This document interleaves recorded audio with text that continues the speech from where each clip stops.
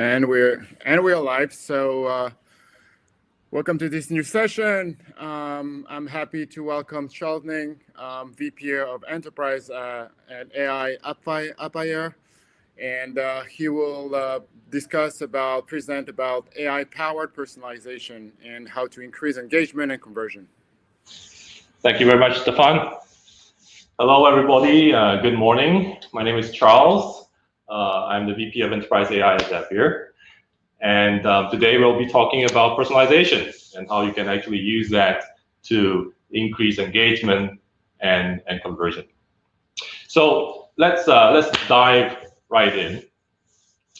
A little bit about the company. Appier is a technology company that focuses on AI. Okay? And our goal, our mission in life is really to help other businesses succeed using AI and data-driven decisions. Okay. All right. So let's talk about personalization. Why is personalization important, and why does it matter? Okay. Now, 66% of internet users feel that a personalized offer is much more important than a promotion that's being sent to everyone. Okay. If you take a look at this picture on the right, if Macy's sent me this message, that would be pretty bad personalization. Unless they know that it's my wife's birthday coming up in the next week, in that case, they're doing a very good job. All right. Here's another statistic, 200%. Okay. It turns out that if you have personalized call to actions, as opposed to default versions, you can actually increase your conversion rate by up to 200+%. So that's pretty significant. So it's quite clear that personalization works, and not personalization is going to be bad for your business. Okay. So let's take a look at what personalization might actually look like. Okay. Let's pick an example of a travel website here. These days, travel is not a very popular activity, but hopefully, things will get better soon and things will go back to normal. But in the meantime, let's take a look at what would happen with a travel website. On the right-hand side, you could see what would happen if you have a generic visitor. You don't know anything about that person. You would probably just show them some generic background picture. But if you actually do know something about the visitors coming to your site, there actually is a lot of room for personalization. For example, here in the middle, if you know that this person is interested in Japan travel, interested in Tokyo, instead of just showing some generic background, you can actually show them a picture of the Tokyo Tower. Right? If you know that this person is interested in FIFA, interested in visiting Russia, you can actually show them a picture of the World Cup, perhaps. Right? So this is one example of how you can actually personalize your user experience. Another example of what personalization might look like is when you're sending emails. When you're sending emails to your user. All right. Now, of course, the simplest form of personalization would be to just personalize your email using the customer's name. Okay. For example, hi Stephanie, hi Richard. But it turns out that this is very, very basic, and most people don't particularly care about it. In fact, only 8% of users really care that you're greeting them by their first name. Okay. What is more powerful is being able to personalize your email with content or products that are relevant to them. Right? So for example, here, if you can show them products that are relevant to them, for example, if Stephanie has viewed things related to, let's say, lime juice, then you might want to show them, show her items related to that. If Richard has viewed something related to makeup, cosmetics, then you might want to do that as well. All right. So being able to show products that they have viewed before, or products that you believe that they might like in the future, actually has a much more powerful effect when it comes to personalizing your engagement. Okay. So then the question is, if this is so great, why is this not more prevalent? Why are we not seeing personalization everywhere? Okay. Well, it turns out that this is actually a difficult thing to do. Personalization is difficult. If you run a survey across multiple marketers and ask them, hey, what is the most difficult tactic you have? It turns out that data-driven personalization is at the top of their list. 63% of marketers feel that data-driven personalization is very, very difficult to do, and because of that, they don't get a lot of ROI from it. Okay, so why is data-driven personalization so difficult? Well, there are a few reasons. The first reason is that these days there are so many different channels. Okay, just in digital itself, you have, for example, app push notifications, you have web push notifications, you can reach out to people on messenger systems, you can personalize your site, and this is not including some of the more legacy systems like email or SMSs, right? So there are so many different types of channels that you would be able to reach out to your customers with, and being able to personalize on top of that is pretty tricky and pretty difficult. Okay. Another problem that people often come across is the fact that data is very, very fragmented.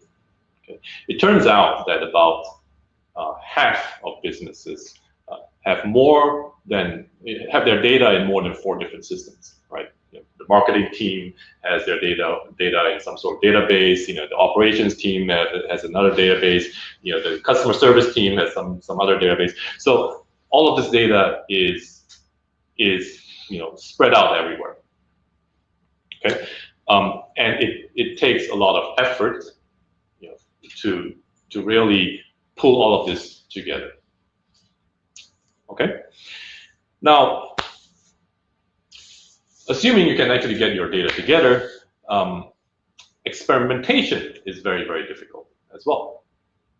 Okay, some companies have been fortunate enough to hire data scientists. Well, even if you do have a data scientist, it actually takes them significant time or a lot of time to build out good models. So this is a very standard process that a data scientist will have to go through in order to build personalization or AI models, right? The first thing they do is that they will look at all these data sources that you have in all these different silos, figure out what the data means, pull all of that together. So data scientists actually spend a lot of time just dealing with data, right? The second step is building the models. This is what people usually think about when you think about data scientists, right? You take all this data and you start figuring out what models to use, okay? The third step is what we call training, okay? This is applying your models to your data to see what happens, right? Usually, this is pretty straightforward, but if you pick a model that's very complicated, like deep learning, it could actually take weeks for to actually train your model. Okay, and then step number 4 is the evaluation step. Right, once you do all of this, you have to figure out whether your model is doing a good job or not. Right, sometimes it's good, sometimes it's bad. Most of the time, you have to run this cycle or this iteration maybe 3 or 4 times. So end to end, from when you actually have this idea of doing this to when you can actually deploy it, this usually takes about 2 to 3 months. Right, so experimentation itself is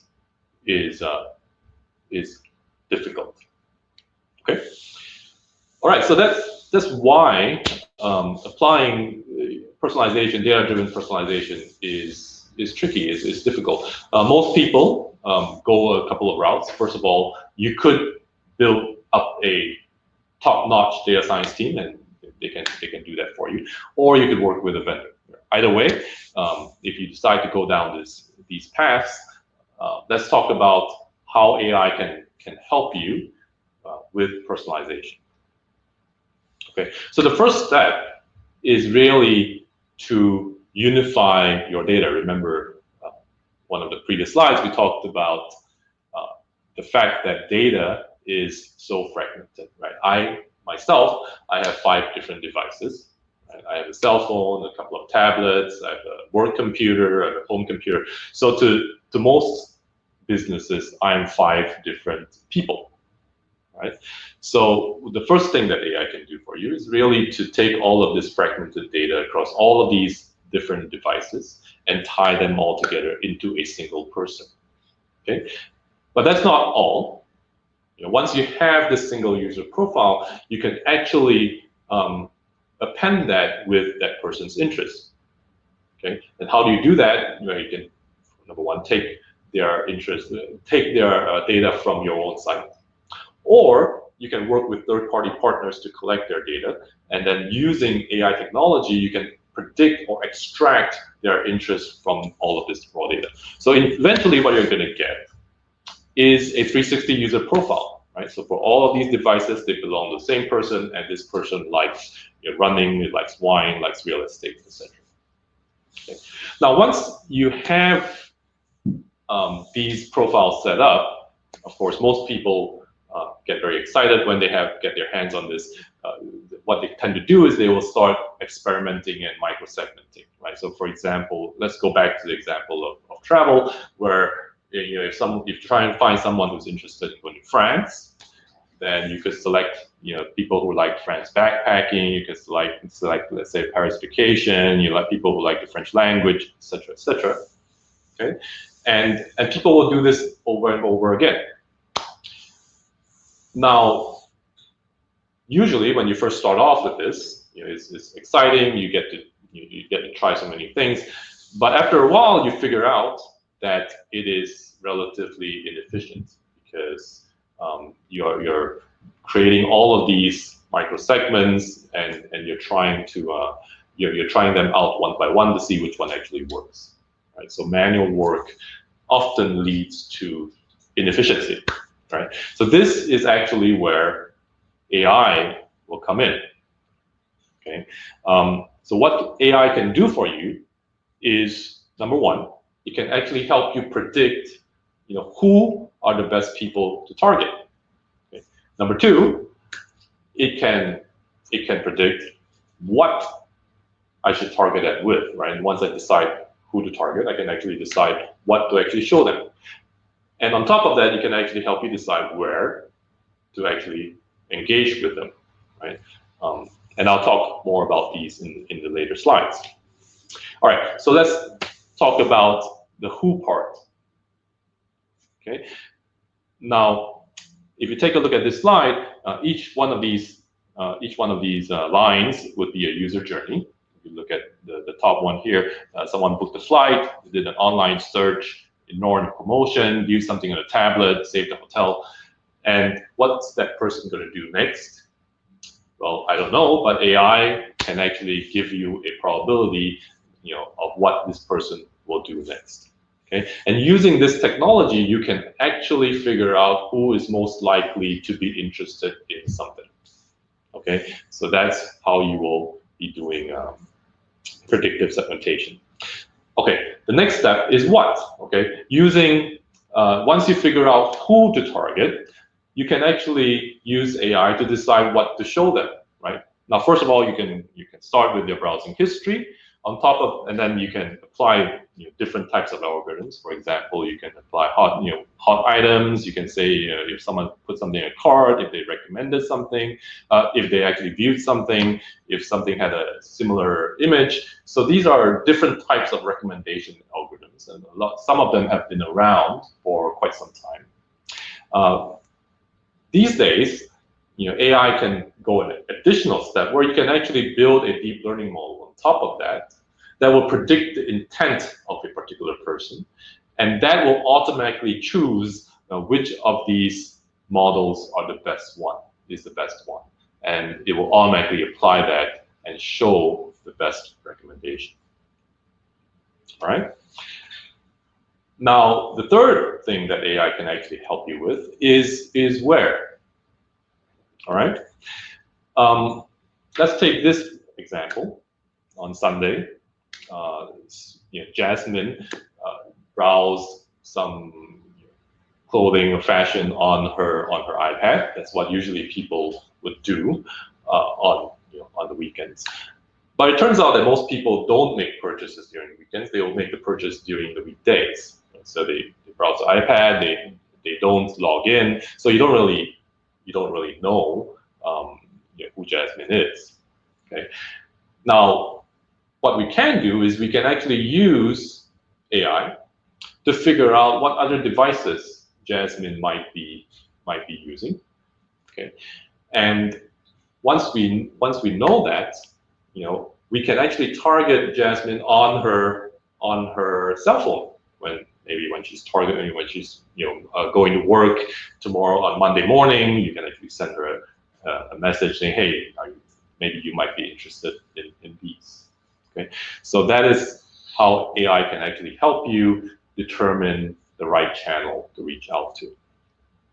Okay, so up till now, we have been talking in theoretical terms. So let's go into a more concrete case where we have a use case of an actual customer. Okay, so we worked with one of the leading e-commerce companies here in Asia, and this is what we did. So we took their customer base, and we started to apply predictive segmentation. Right, we didn't just segment their user base, into 5 segments or 10 segments. What we did was we applied, we automatically just segmented the whole customer base into 1 million different segments. Okay, and based on these different segments, we can actually start predicting these segments LTV. We can predict their CTR. We can predict their ROAS, so that we can actually start doing a lot of predictions on each of these segments, and all of this can be done automatically. Okay. Now, based on those predictions, we can then decide which of these segments are the best ones, which are the ones that we really want to target, and which are the ones that we want to ignore. Okay. Now, once we decide which segments to use to target, we can then decide what products to send them using product recommendation technology. And all of this can be decided in real time. Now, the results are significant, right? You get a 4x increase in volume, you get a 14% increase in ROAS, you get a 57% increase in product view rate, 90% increase in product search rate. All right, so that is all I have for today. Thank you very much for attending. We will not have time to go into questions, so what we'll do is we'll probably reach out to you after the talk offline. Thank you. Thank you very much. Thank you for your presentation, and we have now a lunch break, so I'll see you all in 1 hour.